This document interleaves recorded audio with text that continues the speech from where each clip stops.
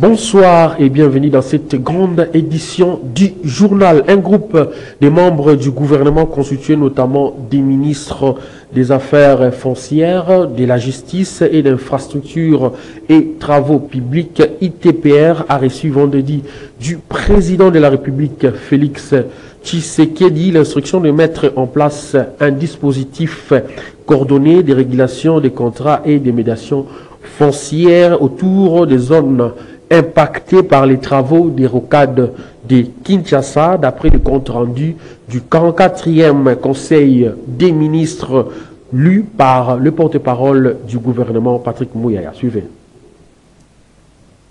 Porter sur la prévention et la régulation des conflits fonciers dans le cadre de travaux de rocade de Kinshasa. Dans le cadre de la mise en œuvre de son programme d'action pour un développement harmonieux et durable de la République démocratique du Congo, le président de la République avait procédé, en date du 22 juin 2024 dans la commune de Mongafula, au lancement officiel des travaux de construction des nouvelles infrastructures routières dans la capitale, désignées sous l'appellation rocade de Kinshasa. Ces chantiers d'envergure, à forte valeur stratégique pour la ville de Kinshasa, a-t-il souligné, visent à désenclaver les zones longtemps marginalisées, à fluidifier la circulation urbaine et à stimuler l'émergence de pôles d'habitat et d'activités économiques le long de corridors concernés. Il s'inscrit dans une démarche de modernisation du tissu urbain et de promotion de la cohésion territoriale. Toutefois, a soutenu le président de la République, cette dynamique de transformation, si elle n'est pas convenablement encadrée, peut engendrer des tensions foncières, notamment entre les occupants traditionnels ou historiques des terres et les nouveaux acquéreurs, attirés par le potentiel accru de ces zones en mutation, en raison des situations d'occupation informelle ou irrégulière du sol, ou dans les cas des opérations d'expropriation pour cause d'utilité publique, qui doivent impérativement respecter les garanties légales et constitutionnelles. Face à ces défis et dans le souci de préserver la paix sociale, le président de la République a donné des orientations suivantes qui devront guider l'action gouvernementale déjà en cours. 1. Garantir une transparence totale dans toutes les opérations de gestion et d'attribution foncière à travers les procédures claires, accessibles et traçables. 2. Renforcer les mécanismes de concertation locale, associant autorités, population, anciens occupants et investisseurs pour prévenir l'apparition des conflits. Assurer les respects stricts de droits de toutes les parties prenantes, notamment en matière d'indemnisation équitable dans les cas d'expropriation, mettre en place des cellules de veille juridique et des médiations foncières pour anticiper des litiges potentiels. La ministre d'État, ministre des Affaires foncières, a été engagée dans les initiatives et actions déjà prises à renforcer davantage la mise en œuvre rigoureuse de ces mesures qui est essentielle pour préserver la stabilité sociale, instaurer une gouvernance foncière responsable et équitable et accompagner de manière harmonieuse l'élan de modernisation urbaine porté notamment par les projets de rocade de Kinshasa. À cet effet, elle a été instruite, ensemble avec le ministre d'État, ministre de la Justice et garde-sceaux, les ministres d'État, ministre des Infrastructures et Travaux publics, celui de l'aménagement du territoire, de l'urbanisme et habitat, ainsi que celui délégué près du ministère de l'urbanisme et habitat en charge de la politique de la ville, à mettre en place un dispositif coordonné des régulations de contrôle et des médiations foncières autour de zones impactées par les travaux précités. Toujours lors de la 44e réunion du Conseil des ministres, le chef de l'État a instruit le vice-premier ministre, ministre de l'Intérieur, de procéder sous la coordination de la première ministre l'examen prioritaire des cas de déstabilisation des institutions provinciales en cours ou en préservé et en formuler dans les délais des propositions susceptibles d'être discutées en marge de la 12e conférence des gouverneurs déjà programmée. Suivez. La recrudescence de la déstabilisation des institutions provinciales. Le président de la République a rappelé que dans le double objectif de consolider l'unité nationale, mise à mal par des conflits successifs, et de promouvoir un développement de proximité. Les constituants a structuré notre État en 26 provinces. La ville-province de Kinshasa incluse, toute dotée de la personnalité juridique et investie des compétences décentralisées conformément à la Constitution.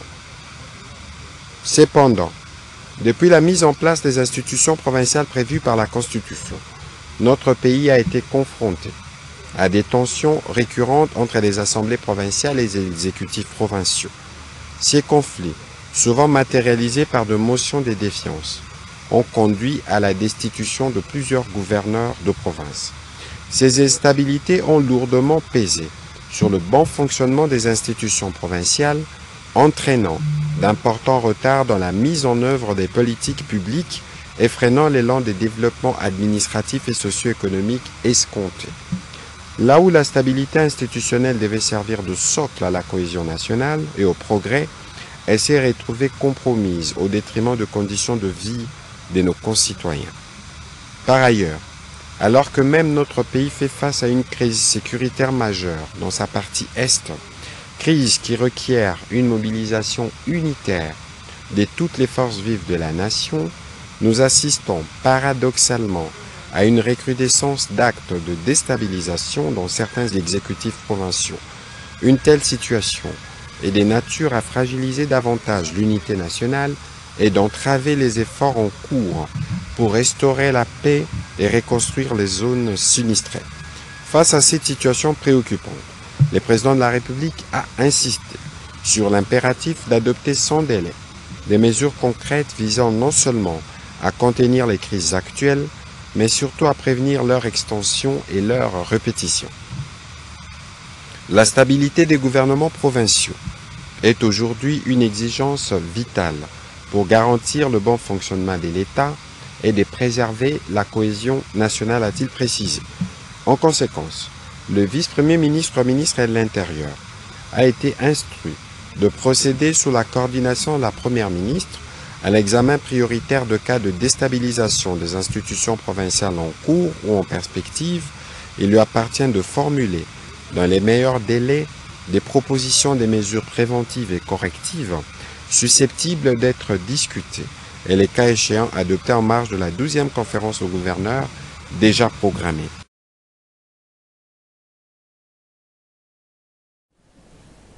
Le gouvernement de la République démocratique du Congo a adopté vendredi une loi des finances rectificatives pour l'exercice 2025. En effet, le budget révisé est fixé à 50 691,8 milliards de francs congolais en équilibre entre recettes et dépenses, soit une baisse de 1,7% par rapport au budget initial de 52 553,5 milliards de francs congolais. Suivez à ce sujet l'extrait du compte rendu du Conseil des ministres. Le ministre d'État, ministre du Budget, a pour sa part soumis au Conseil, pour examen et délibération, les projets de loi des finances rectificatives de l'exercice 2025. En effet, il contient un budget présenté en équilibre, en recettes et à dépenses, à hauteur de 50 691,8 milliards de francs congolais, équivalent à près de 17,2 milliards de dollars. Il dégage une régression de 1,7% par rapport au budget initial de l'exercice 2025, chiffré à 51 553,5 milliards de francs congolais. Il repose sur les indicateurs et agrégats macroéconomiques, caractérisés par une croissance du PIB à 5,3%, un taux d'inflation moyen de 8,8% et fin période de 7,8%, un taux de change moyen de 2859,2 francs congolais le dollar américain et le PIB nominal de 239 489,7 milliards de francs congolais. La pression fiscale a légèrement baissé, allant de 15,1% à 12,5% suite à la baisse des recettes courantes. Le ministre d'État, ministre du Budget, a précisé qu'il s'agit d'un budget de combat qui prend en compte les effets néfastes de l'agression barbare dont est victime notre pays, les mesures gouvernementales de réduction du train de vie des institutions, les renforcements du crédit du secteur de la défense et de la sécurité, l'augmentation des charges liées au front diplomatique et communicationnel, les charges humanitaires, le programme PDD-RCS ainsi que les démarrages du fonds d'investissement stratégique. Une attention particulière est également accordée à la poursuite de la mise en œuvre des principaux axes du programme d'action du gouvernement, à savoir la gratuité de l'enseignement, la couverture santé universelle, la poursuite du PDL 145 territoires, la diversification de l'économie, ainsi que les efforts pour la préservation du pouvoir d'achat de la population.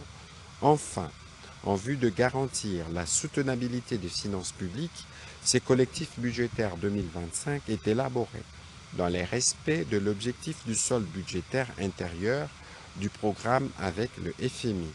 Il prend en compte un appui budgétaire de la Banque mondiale d'un équivalent de 165,4 millions de dollars en sus de 500 millions de dollars inscrits dans la loi des finances initiale, soit une enveloppe de près de 665,4 millions de dollars américains. À cela s'ajoutent les financements de 266,7 millions de dollars attendus du FMI au titre du programme FEC et FRD. Ces appuis budgétaires permettront de financer tant soit peu le gap creusé au niveau des investissements. Après débat et délibération, le Conseil a adopté ce texte. Autre chose à présent, après 3 jours d'intenses travaux à l'hôtel Fleuve Congo de Kinshasa, les ministres de l'environnement des pays du bassin du Congo ont clôturé l'atelier régional d'appropriation du mécanisme tropical Forest Forever Facility TFFF. Dans un communiqué conjoint, ils saluent l'initiative brésilienne et réaffirment leur volonté commune de préserver les forêts tropicales. Reportage. Clôture ce vendredi 23 mai 2025 à l'hôtel Fleuve Congo de Kinshasa de l'atelier régional d'information et d'appropriation du mécanisme de l'initiative Tropical Forest Forever Facility TFFF. À l'issue de 3 jours d'intenses travaux menés par 2 experts de divers pays du bassin du Congo, un communiqué conjoint de ministres en charge de l'environnement, des eaux et de forêts a sanctionné les conclusions de cet atelier. Ces documents, lus par Rosalie Matondo, ministre de l'économie forestière du Congo-Brazzaville, réaffirment l'engagement commun de pays du bassin du Congo en faveur de la protection des forêts tropicales, de la préservation de la biodiversité et de la promotion d'un développement durable à l'échelle régionale et nationale. Les communiqués finaux saluent par ailleurs l'initiative du gouvernement brésilien visant à instaurer le mécanisme TFFF, perçu comme une réponse transformatrice et opportune aux lacunes persistantes déjà mises en évidence par le pays du bassin du Congo dans plusieurs forats internationaux. Cette initiative représente un tournant dans la manière de concevoir les politiques climatiques mondiales. Le TFFF s'appuie donc sur les expertises locales, les savoirs traditionnels et les systèmes nationaux de suivi pour construire un mécanisme robuste et transparent. Cette approche renforce non seulement la crédibilité des engagements, mais permet également de diriger les ressources financières vers les véritables gardiens des forêts. Prenons la parole à son tour. F. Bazaïba Massoudi, ministre d'État, ministre de l'Environnement et Développement durable de la RDC, hôte de l'événement, a rappelé que, bien que n'ayant pas contribué à la crise climatique, les pays du bassin du Congo en subissent de plein fouet les effets. Face à cette réalité, ils ont fait le choix de la responsabilité en maintenant des taux de déforestation faibles tout en promouvant la conservation et la restauration des forêts dégradées. Elle a également souligné que le TFFF, bien qu'initié par le Brésil, est un mécanisme qui appartient à tout le pays forestier comme non forestier dans la mesure où ses bénéfices s'étendront à l'ensemble de la planète. les chefs d'État et de gouvernement de l'Afrique avaient déjà levé l'option de quantifier, de valoriser toutes nos ressources naturelles dans le cadre du PIB. Il est désormais hors de question d'appeler les pays du bassin du Congo comme étant les pays pauvres, car nous regorgeons de la richesse qui sauve l'humanité. Avant de clore ses assises, la ministre d'État F. Bazaïba Massoudi a remis des présents à ses hôtes étrangers, ainsi pour lier l'utile à l'agréable dans un geste d'hospitalité et de fraternité entre nations engagées pour l'avenir de forêts tropicales. En marge de l'atelier régional tenu à Kinshasa du 22 au 23 mai, les pays du bassin du Congo ont exprimé leur plein soutien à l'initiative tropicale Forever Facility TFFF, véritable levier pour la préservation des forêts tropicales. Ce mécanisme porté par le Brésil est perçu comme une réponse durable aux enjeux climatiques et économiques auxquels fait face la région. Autre détail dans ces reportages. Lors d'une conférence de presse tenue à Kinshasa en marge du dialogue régional, le pays du bassin du Congo, notamment la RDC, le Cameroun, la République centrafricaine, la République du Congo et la Guinée équatoriale ont exprimé leur ferme soutien à l'initiative Tropical Forest Forever Facility, TFFF. Une réponse innovante pour la préservation des forêts tropicales humides. Les pays du bassin du Congo ont insisté sur la nécessité d'un financement durable, équitable et à la hauteur de services écologiques fournis par le forêt du bassin du Congo, la deuxième plus vaste au monde. Cette forêt, essentielle pour la régulation du climat mondial, assure aussi le moyen de subsistance des millions de personnes dans les communautés locales et les peuples autochtones. Nous voulons une forêt qui apporte des paiements pour services environnementaux, ces paiements qui vont venir nous aider à lutter contre la pauvreté. Donc tous nos pays engagés ici, c'est ce que nous avons dit, l'initiative est du Brésil, mais c'est une coopération sud-sud, tout simplement parce que les mêmes problèmes que nous avons vécus de l'accès au financement jusqu'à ce jour, nous voulons qu'à travers la coopération sud-sud aujourd'hui, nous connaissons les problèmes qui minent les financements qui n'arrivent pas dans nos pays. Le Brésil, qui a l'initiative de ce fonds, va comprendre qu'il faut engager des fonds pour compenser les efforts de préservation des pays du bassin du Congo, tous les pays du bassin du Congo, et aussi des autres massifs forestiers comme le Bornéo-Mékong. Donc ici, nous mettons en exergue une coopération sud-sud, parce que nous connaissons les problèmes auxquels nous sommes confrontés, les problèmes de pauvreté, les problèmes de développement de nos États, le problème de la dette publique, et ainsi de suite. La ministre d'État, ministre de l'Environnement et Développement durable, F. Bazaïba Massoudi, a tenu à rappeler avec force que les pays du bassin du Congo ne sont pas de pays pauvres, mais des nations riches de ressources naturelles exceptionnelles, dont la valeur écologique et économique doit être reconnue, mesurée et intégrée dans les indicateurs de développement. Nos chefs d'État ont dit désormais nos pays ne vont plus négocier en parents pauvres. Parce que quand nous allons dans des programmes comme des institutions de Bretton Woods, on dit on va aider les pays pauvres. Alors qu'en réalité, nous ne sommes pas pauvres. Nous avons les forêts, nous avons les ressources en eau, nous avons les minéraux, nous avons tout ce qu'il y a comme biodiversité. Tout simplement parce que c'est en termes de potentialité. Ce n'est pas transformé en richesse sonnante et trébuchante. Du coup, on devient pauvre. Alors que dans le mécanisme financier à travers le monde, il existe ce qu'on appelle des garanties, des cautions. Pourquoi ne pas considérer nos forêts, cette richesse-là, comme étant une caution? Par exemple, l'absorption des pollutions par tonne, par hectare, par tonne de carbone, ça coûte combien? On peut le quantifier, même si on n'a pas encore vendu. Par exemple, une biche, un okapi, un chimpanzé, un bonobo, à quelle valeur dans nos forêts? Et nous en avons combien? Les perroquets gris, nous en avons combien? On peut les quantifier. Les minéraux qui se trouvent dans notre sous-sol, nos pétrole, on peut les quantifier. On peut avoir un chiffre, donc transformer nos potentiels en chiffres et le mettre dans notre produit intérieur brut. Parce que justement, ce sont des produits intérieurs bruts. Et brandir cela dans le marché des données et du recevoir pour dire, nous avons besoin de fonds. Une telle banque peut financer un pays à autant, avec comme garantie nos forêts. Nous avons les forêts que nous sommes en train de transformer et c'est une garantie. Désormais, ces ressources-là, nous allons les quantifier dans les cadres donc des TFFF.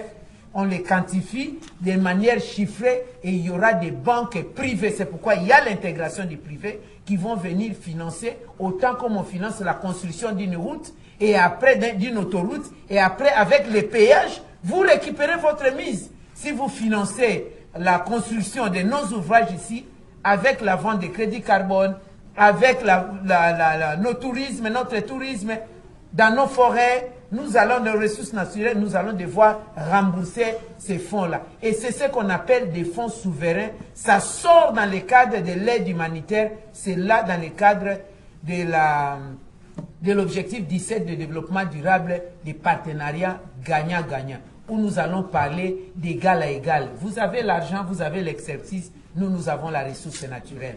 Voilà le TFFF, ce que ça signifie. F. Bazaïba Massoudi a appelé les partenaires bilatéraux, multilatéraux et privés à œuvrer avec transparence pour faire du TFF un mécanisme de financement juste et efficace. Lors de la séance plénière de ce vendredi 23 mai 2025, les députés provinciaux de Kinshasa ont accordé quelques heures à la commission chargée d'enquêter sur les dégâts causés par les pluies diluviennes qui se sont abattues du 4 au 5 avril 2025 pour répondre aux différentes préoccupations soulevées par les élus. Reportage Blatin Gondola et Georges Libeng.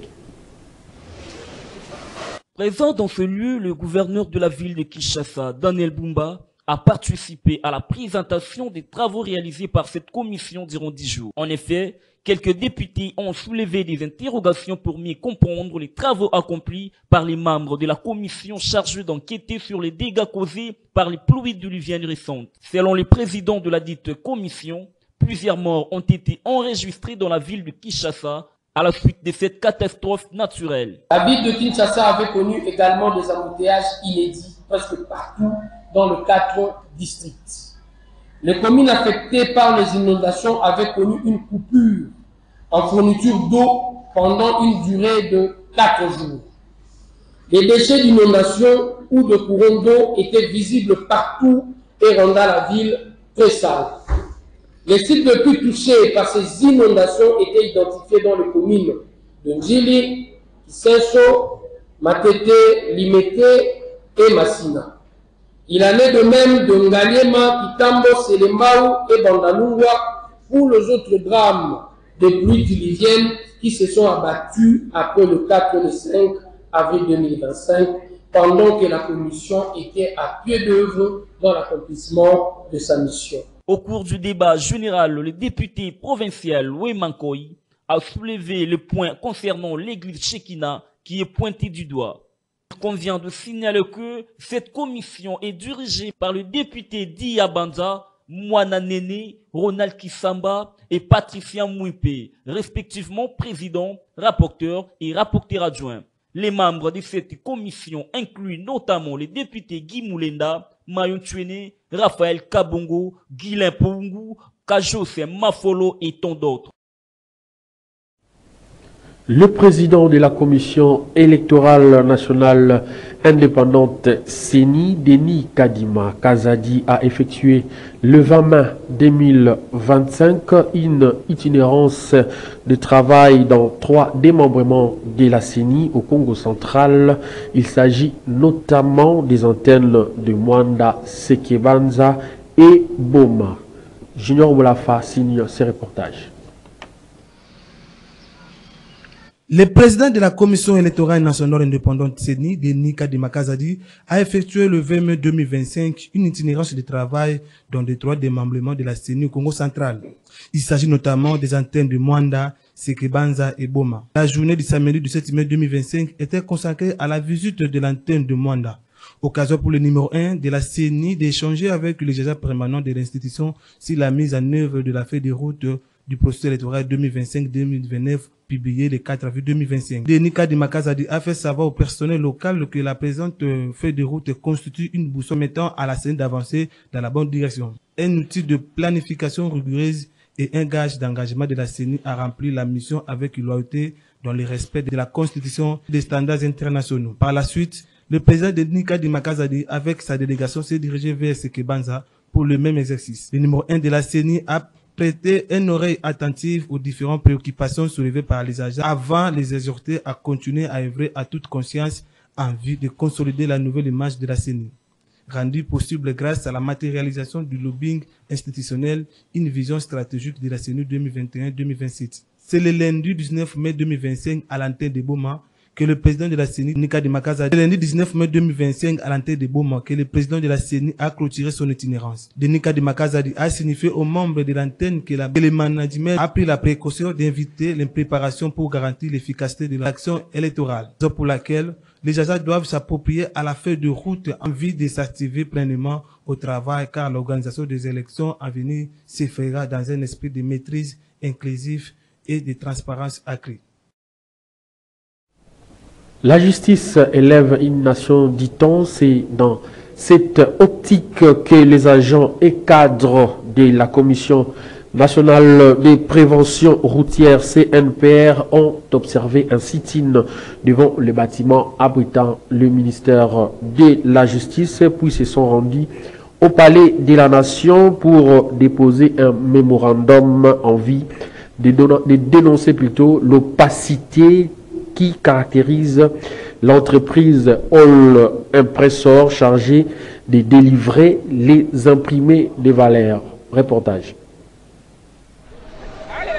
Cadres et agents de la Commission nationale de prévention routière CNPR ont organisé ce vendredi 23 mai 2025 un sit-in devant le cabinet du ministre de la Justice, puis ils se sont rendus au Palais de la Justice pour déposer un mémorandum, c'est là pour demander aux autorités compétentes en général et au chef de l'État en particulier la suspension de l'arrêté de l'ancien vice-ministre des Transports. Les manifestants dénoncent la manipulation de certaines autorités dans le dossier opposant la CNPR à la société All Impressor chargée de l'impression d'imprimer des valeurs mais qui ne fait pas correctement le travail lui confié.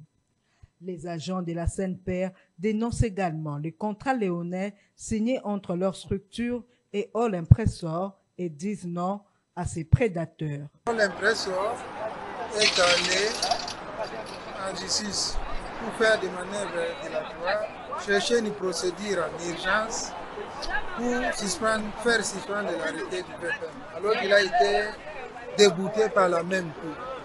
Voilà pourquoi les cadres et agents de la CNPR sont venus manifester au cours de cette audience, d'abord au ministère de la Justice et présentement là à la présidence de la République, pour attirer l'attention de toutes les autorités que nous avons écrit à l'époque, d'ouvrir les yeux. Il y a une seule personne qui veut s'accaparer des attributions de l'État, de l'argent de l'État, qui reçoit l'argent de l'État gratuitement et qui tient à manipuler la justice pour se donner ces droits-là.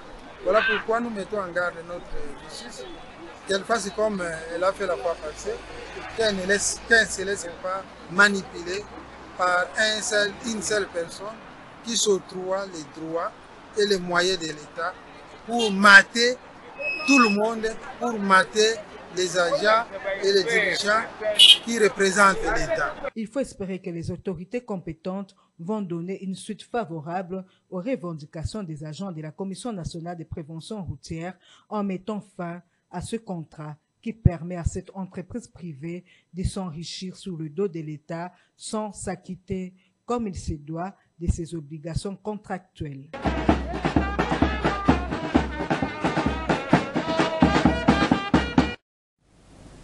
Le gouvernement provincial du Nord Kivu réouvre officiellement la route nationale numéro 4 après les travaux sur le pont Semuluki sur l'axe Kassindi-Beni-Butembo. Le chargement autorisé est de 35 tonnes maximum. Les contrevenants à cette condition seront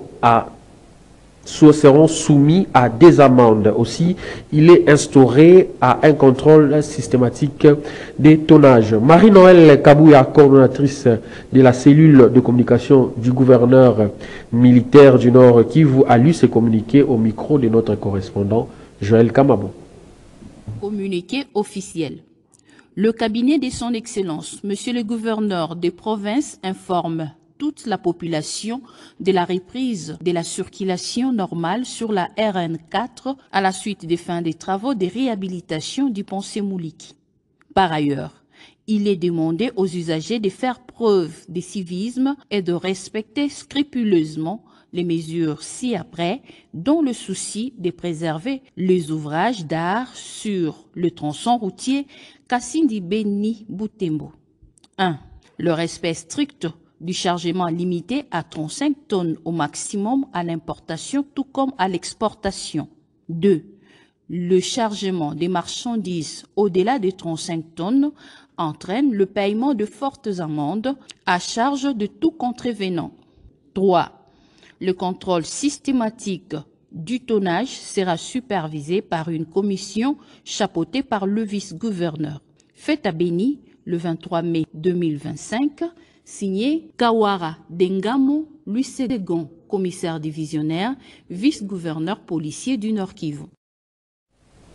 Et avant de boucler ces journaux, l'Assemblée nationale est appelée à tout faire pour obtenir la délimitation du parc national des Virunga et la chefferie. C'est ce qu'indique l'acteur du développement rural Baraka Kamua. Pour lui, il faut envoyer une commission spéciale pour statuer sur les conflits entre le garde du parc et les cultivateurs de Mayangose et ses environs. Ainsi, cette commission pourra entraîner la révision du décret portant création de la ville. Suivez Baraka Kamua au micro de notre correspondant Joël Kamabo.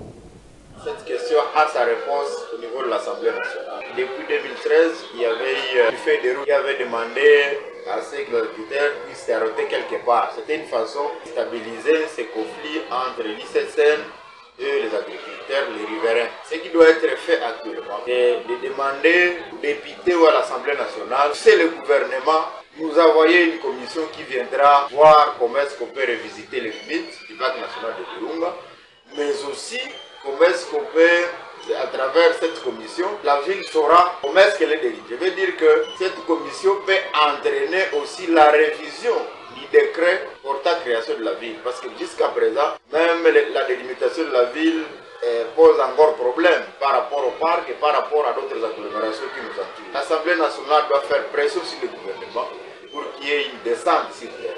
D'abord évaluer la feuille de route de 2013, mais aussi voir comment est-ce que on peut mettre fin à ces problèmes qui a trop duré, en délimitant le parc national de Virunga, en cherchant des moyens qui vont permettre à ce qu'il y ait réellement stabilité, parce que nous allons rester riverains au parc national de Virunga, et le parc va rester riverain à la population, et la conservation communautaire exige à ce que les riverains ou peut-être les communautés riveraines puissent être impliquées dans la conservation. Donc on ne doit pas rester dans un conflit éternel comme s'il n'y a pas des institutions pour résoudre les problèmes. La réelle cause c'est quoi? Il y a d'abord l'explosion démographique, mais aussi jusque-là, le parc ne connaît pas par où commencer et la ville ne connaît pas par où peut-être finir. Donc, je veux dire quoi?